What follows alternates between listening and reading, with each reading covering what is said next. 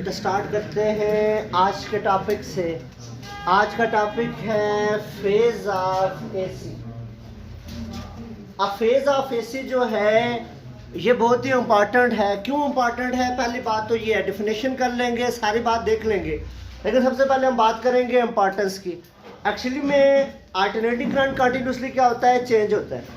असल में alternating current produce कैसे होता है? प्रोड्यूस होता है ये रोटेशन ऑफ कॉइल से। जस्ट लाइक आपके पास ये क्या है? कॉइल। कॉइल रोटेट करती है मैग्नेटिक फील्ड के अंदर, और कॉइल की रोटेशन से क्या प्रोड्यूस होता है? Alternating current. अब जब कॉइल की रोटेशन से अल्टरनेटिंग करंट प्रोड्यूस होता है तो वो करंट कंटिन्यूसली क्या हो रहा होता है? चेंज हो रहा होता है। करंट के कंटिन्यूस चेंज होने से मुराद क्या है कि उसका फेज कंटिन्यूसली क्या हो रहा होता है? चेंज। अब उसका फेज अगर चेंज हो रहा है तो इस वजह से फेज ऑफ एसी को डिस्कस करना हमारे लिए बेटा क्या है? बहुत जरूरी है।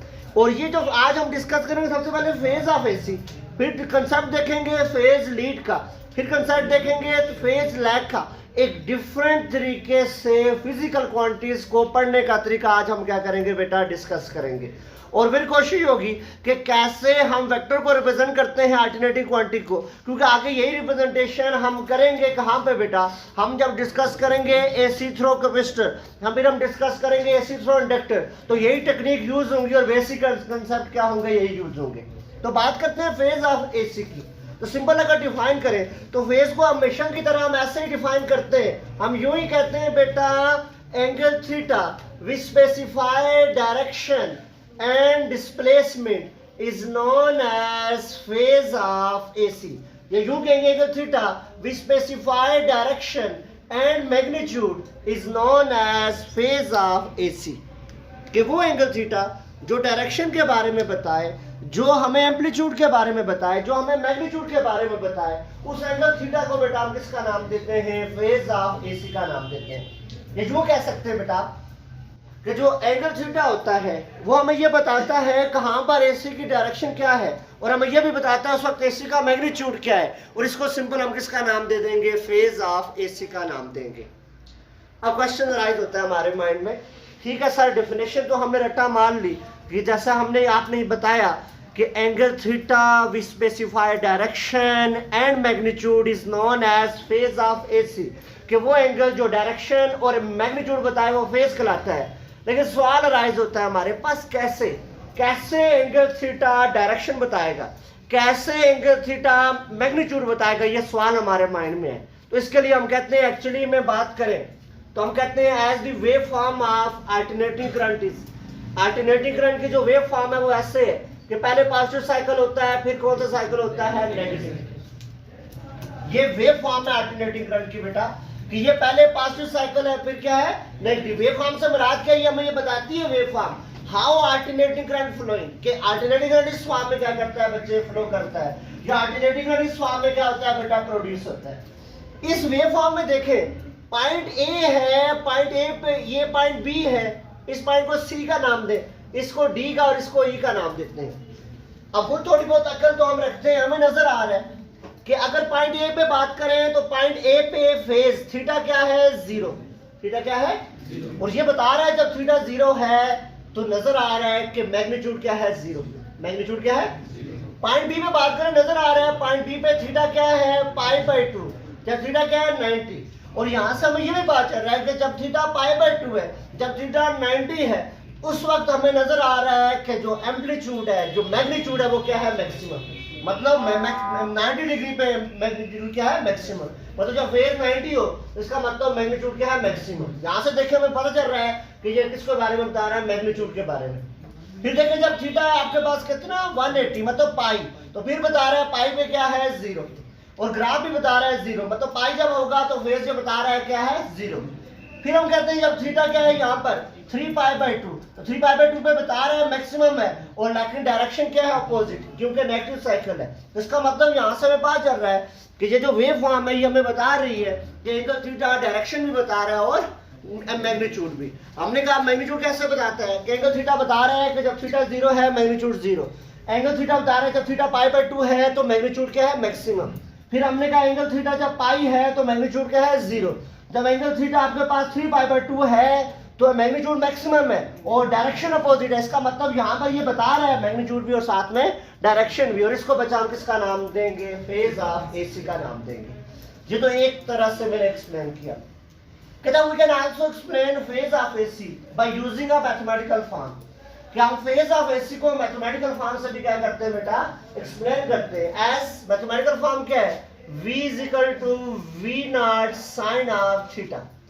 कहता है देखें as we can represent phase of AC, जब मैं बोलता हूँ लिख लिया करें साथ में, as we can represent phase of AC by using this mathematical form that is v is equal to we naught sine of theta.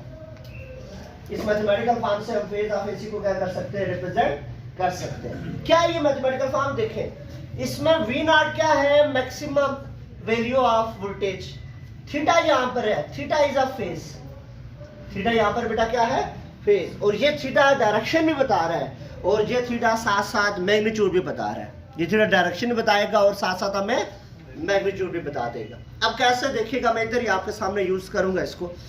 देखें बच्चा, पॉइंट ए पे बात करें, पॉइंट ए पे थीटा क्या है, 0, तो V A is equal to we naught sine of theta 0 है, साइन 0। बच्चा साइन 0 क्या होता है, साइन ऑफ 0 होता है 0, तो V A is equal to 0, तो एंगल थीटा बता रहा है मैग्नीट्यूड 0, वैसे भी हमें नजर आ रहा था V A is equal to 0। Basically यहाँ पर एक और चीज भी सीख रहे हैं कि how we can calculate phase या how we can use this mathematical form, ये भी सिखाना चाह रहे हैं, इस वजह से ये मैथमेटिकल फॉर्म यूज हो रही है। किस पे, ई पे 2 पाई होगा बेटा। अब बच्चा देखें यहाँ से, उसके बाद अगर हम बात करें बी पॉइंट पे, बी पॉइंट पे थीटा कितना है, पाई बाय 2, कितना है, पाई बाय 2, तो v B is equal to simple लिखेंगे v naught sine of theta.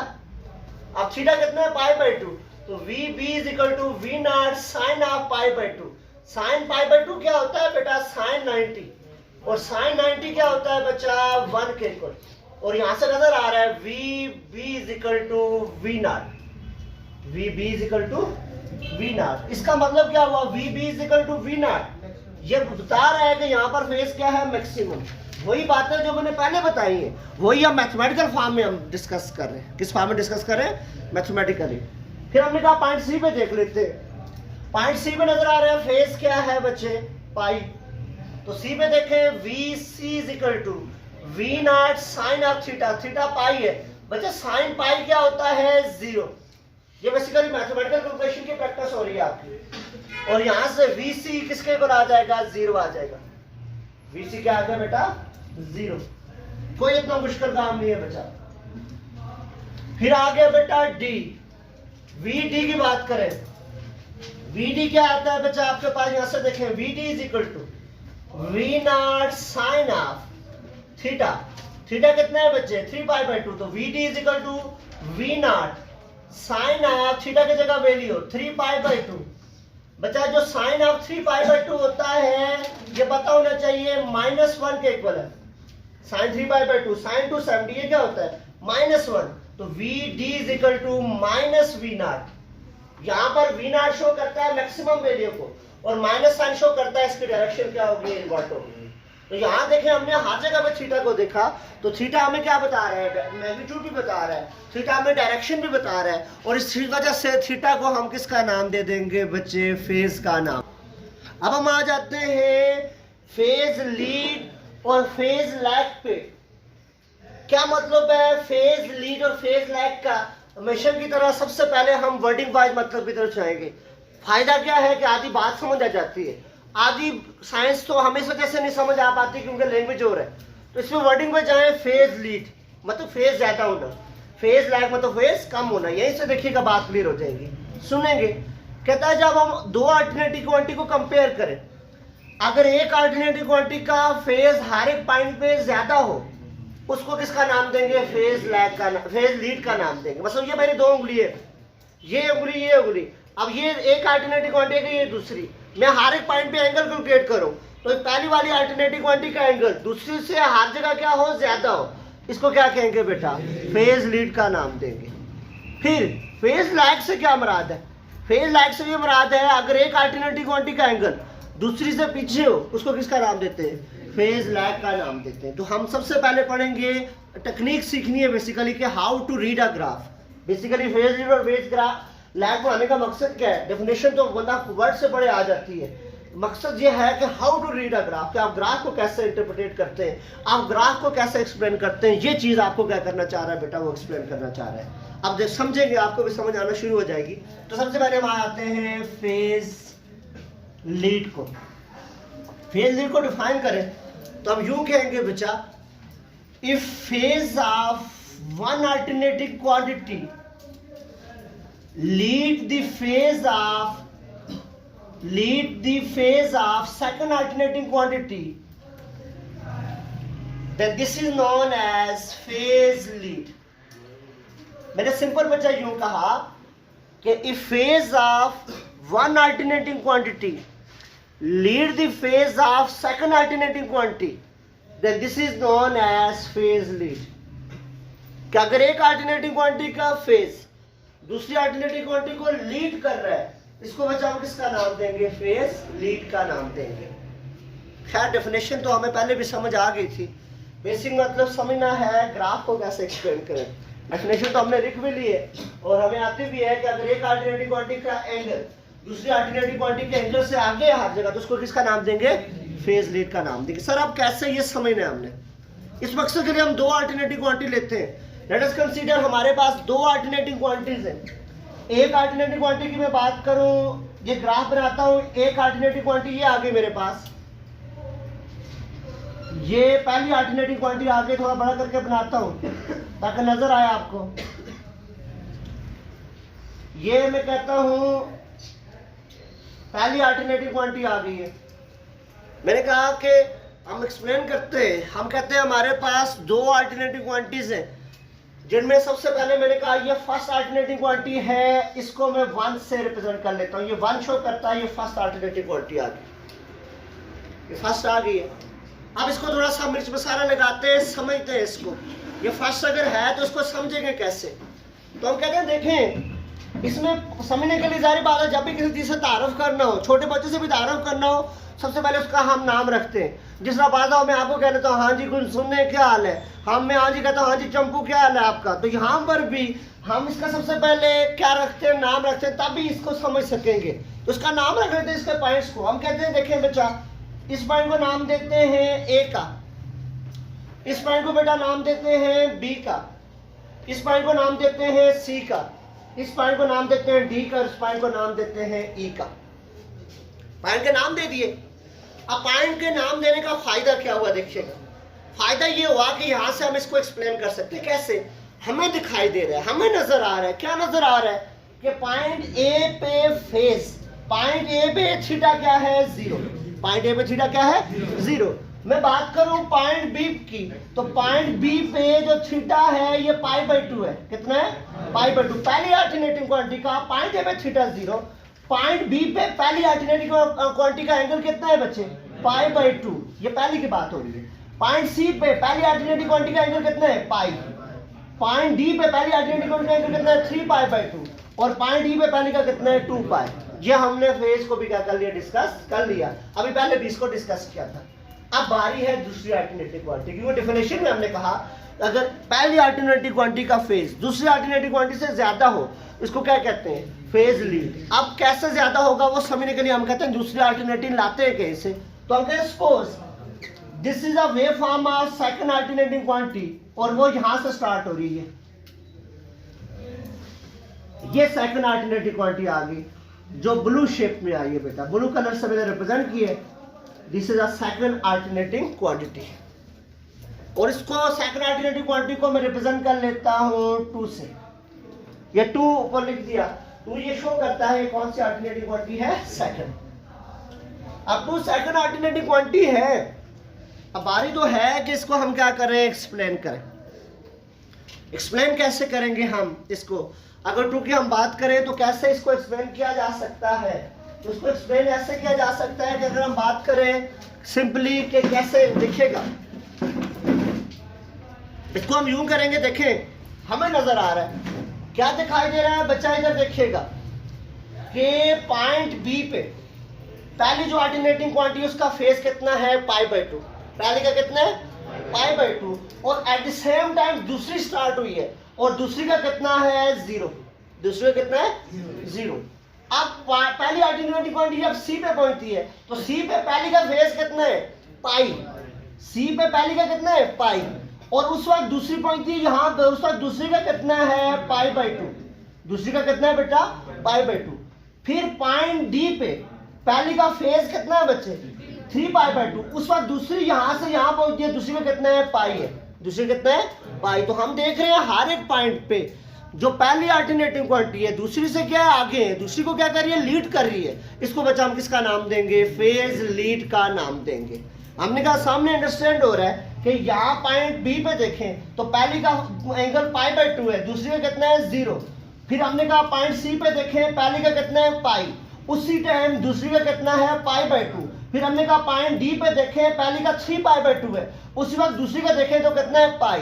इसका मतलब पहली अल्टरनेटिव क्वांटिटी का एंगल हर एक पॉइंट पे हर एक जगह पे दूसरी अल्टरनेटिव क्वांटिटी से आगे है, और कितना आगे है बच्चे पाई बाई 2 90 डिग्री आगे, और इसको बच्चा हम किसका नाम देंगे फेज लीड का नाम देंगे। इसको सिंपली हम किसका नाम देंगे बेटा फेज लीड का नाम दे देंगे। फेज लैग की बात करें तो फेज लैग को हम कैसे देखेंगे बेटा, वर्डिंग से फोकस करें। A phase of first alternating quantity is lag behind the second alternating quantity, then this is known as phase lag। अगर पहली अल्टरनेटिव क्वांटिटी का फेज दूसरी अल्टरनेटिव क्वांटिटी का फेज से कम है हर एक पॉइंट पे, उससे लैग कर रहा है उसके पीछे है, इसको किसका नाम देंगे फेज लैग का नाम देंगे। और डिफाइन भी यूज कर लेंगे कि if the phase of first alternating quantity lag the phase of second alternating quantity, then this is known as phase lag। अब ठीक है ये फेज लैग आ गया, अब हमने कहा इसको ग्राफिकली हम कैसे देखेंगे, तो ग्राफिकली देखने के लिए हम ग्राफ बनाते हैं। हम कहते हैं देखिएगा उसी तरीके से ग्राफ बनाते हैं। हम कहते हैं हमारे पास पहली कोई अल्टरनेटिव क्वांटिटी है, बेसिकली यही बता रहा है ग्राफ को कैसे अंडरस्टैंड करना है, ये टेक्निक सिखा रहा है आपको, अली बे पे पढ़ा रहा है किसकी ग्राफ को अंडरस्टैंड करने की, या ABC पढ़ा रहा है। तो देखिए यहाँ से ये पहली अल्टरनेटिव क्वांटिटी आ गई जिस तरह हमने पहले भी देखा था। अब जैसे पहले हमने कहा था कि इससे बातें करने के लिए इसका नाम रखना जरूरी है, या इसको अंडरस्टैंड करने के लिए इसका नाम रखना जरूरी है। अब इस पहली अल्टरनेटिव क्वांटिटी को नाम देते हैं ABCDE का नाम दिया हमने पहली अल्टरनेटिव क्वांटिटी को। उसी तरीके से हमें पता है इसको नाम दिया पहली अल्टरनेटिव क्वांटिटी को फर्स्ट, यूं कह लिया। और हमें पता है इस बात का, अब हम अंडरस्टैंड कर चुके हैं क्योंकि तीसरा ग्राफ हम ऐसा डिस्कस कर रहे हैं।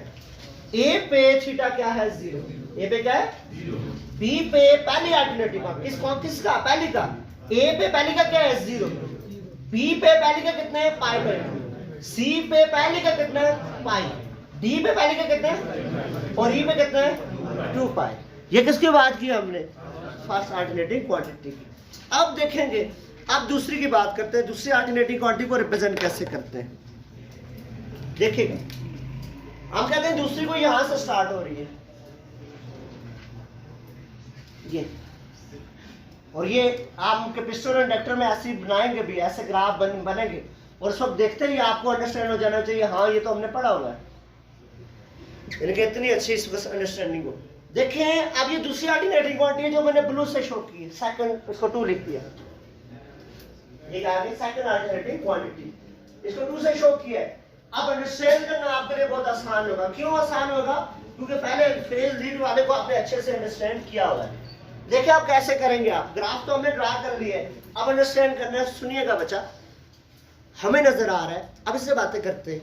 हम इससे बातें करने के हमेशा की तरह चाय के हम भूखे चाय पीने जाते हैं, कश्मीरी जो हुए तो हमने कहा चाय पीते हैं इससे, तो चाय पीते हुए मैं देखा, सुनिएगा पॉइंट ए पे जो फर्स्ट अल्टरनेटिव क्वांटिटी है इसका एंगल कितना है 0, पहली का पॉइंट ए पे कितना है, एट द सेम टाइम दूसरी का कितना है पाई बाई 2, दूसरी का कितना है मतलब 90 डिग्री, मतलब पहली का जब 0 है दूसरी का कितना है 90। और यहीं से बात कर रहा है कि पहली पीछे है दूसरी क्या है आगे। फिर हमने कहा पॉइंट बी पे बात करते हैं, पॉइंट बी पे पहली का कितना है पाई बाई 2, और उस वक्त दूसरी का कितना हो जाता है पाई, दूसरी का कितना हो जाता है पाई। फिर हमने कहा पॉइंट सी पे पहली का कितना है पाई, पहली का, और दूसरी का उसको कितना हो जाता है 3 पाई बाई 2, और इसका मतलब ये हुआ हर एक पॉइंट पे पहली क्वांटिटी क्या है पीछे, दूसरी क्वांटिटी क्या है आगे।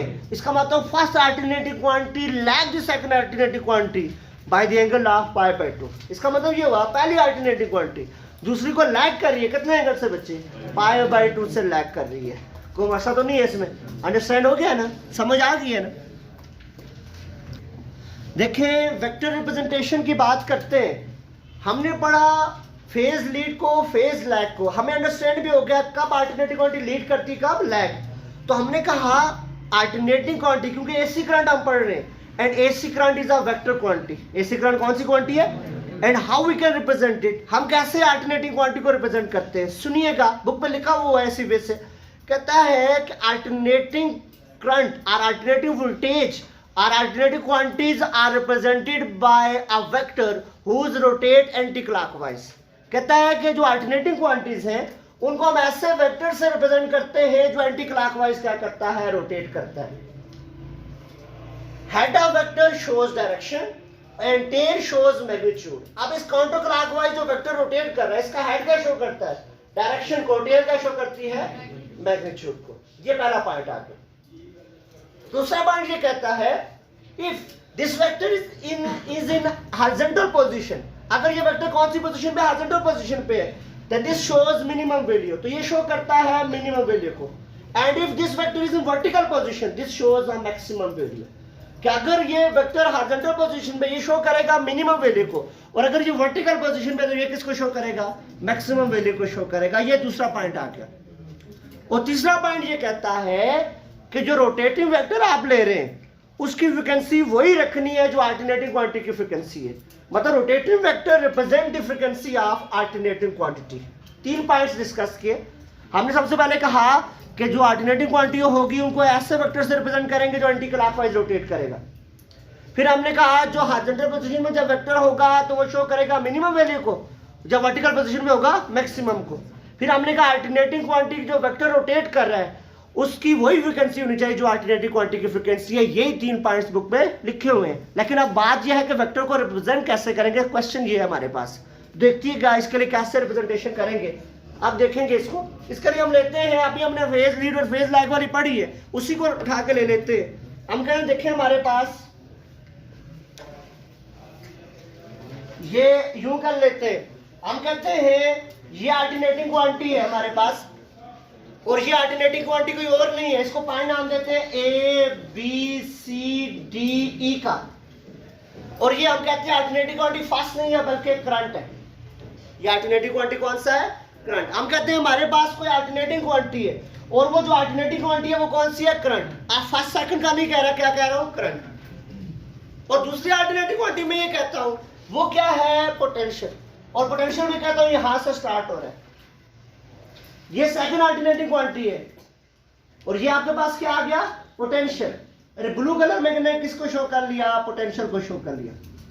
ब्लू कलर में किसको शो कर लिया बेटा, पोटेंशियल को। अभी हमने पढ़ा है, हमें नजर भी आ रहा है ना, अभी पढ़ा अभी देखे। पॉइंट ए पे आई का फेज कितना है, 0। वी का फेज कितना है, 90। पॉइंट बी पे आई का फेज है कितना, पाई बाय 2 और वी का कितना है, पाई। पॉइंट सी पे आई का फेज है पाई, v का फेज कितना है, 3 पाई बाय 2। इसका मतलब हर एक पॉइंट पे v क्या कर रहा है, लीड, i क्या कर रहा है, लैग, और v कितने एंगल से लीड कर रहा है, 90 डिग्री से। v कितने एंगल से लीड कर रहा है, तो इसका मतलब लीडिंग क्वांटिटी कौन सी है, पोटेंशियल। और लीडिंग क्वांटिटी जो भी है उसको किसका नाम लेंगे बेटा, y एक्सिस का नाम। लीडिंग क्वांटिटी कौन सी है, पोटेंशियल। तो चूंकि पोटेंशियल का एंगल लीड कर रहा है तो इसको किसका नाम लेंगे, y एक्सिस। और करंट लैग कर रहा है इसको किसका नाम लेंगे, एक्स एक्सिस। तो सिंपल करंट चूंकि लैग कर रहा है ये करंट का आ गया, ठीक है। और पोटेंशियल चूंकि लीड कर रहा था, कितने एंगल से लीड कर रहा है, तो ये पोटेंशियल का आ गया। ये वेक्टर रिप्रेजेंट हो गया, इनके दरमियान एंगल बता रहा है कितने एंगल से लीड कर रहा है, 90 डिग्री से। इसी वजह से हम इस चीज को क्या करेंगे, डिस्कस करेंगे। और ये चीज फायदा था हमारे पास वेक्टर रिप्रेजेंट करने का। तो आज हमने सीखा वेक्टर से बातें करने का तरीका। आज हमने सीखा कि वेक्टर कैसे अल्टरनेटिव क्वांटिटी को रिप्रेजेंट करते हैं। देखिएगा, इसका फीडबैक लाजमी दीजिएगा, बुक से भी साथ साथ रीड कीजिएगा। अपना बहुत सारा ख्याल रखेंगे। अल्लाह हाफिज। आपके लिए